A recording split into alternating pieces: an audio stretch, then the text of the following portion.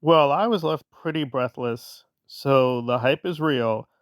The Penguin was very, very good. Very, very good. Since this is a no spoiler review, I will try to be very vague because I was pretty stunned at the plot twists and the character development, although you kind of think you've seen this before. And yes, there are a few nods to, I guess, The Sopranos, and that did kind of annoy me at the beginning of episode 2, but that was very brief. For the most part, this was a fairly original series all around. I was pretty stunned at how good it was. So, what do we have? Well, essentially, this is a sequel to The Batman. So, we're continuing some plot threads from The Batman. And again, they're very good. You don't have to see the whole film, but if you have seen The Batman, you're going to get a lot of bonus all around because there's very clever Easter eggs, nice fan service, but it's not over the top. It's not in your face. It's done very delicately, but very effectively.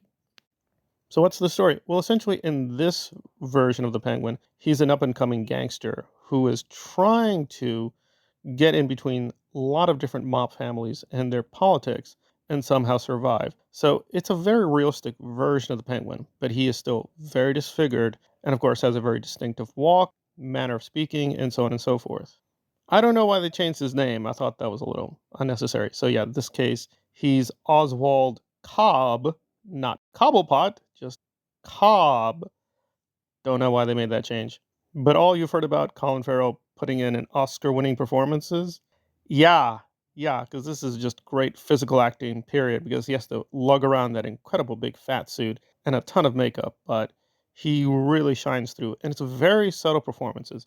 Yeah, there are a few moments that are a little exploitive. It is unnecessarily violent in a few places, but it's never totally exploitive. It is appropriate to the situation. And I was really surprised at how careful they are not to go too far in many scenes. That said, this is a violent series. If you are a little squeamish, this is not for you. But the main focus here is how this character is responding very intelligently, but aggressively to this very dangerous situation where the Batman has basically helped clean up Gotham, but he created a kind of power vacuum, and a lot of people are reaching for the power. And again, he can't get to everything. So basically, it's these lower level criminals and how the Penguin is going to try to manipulate them into his own grand scheme.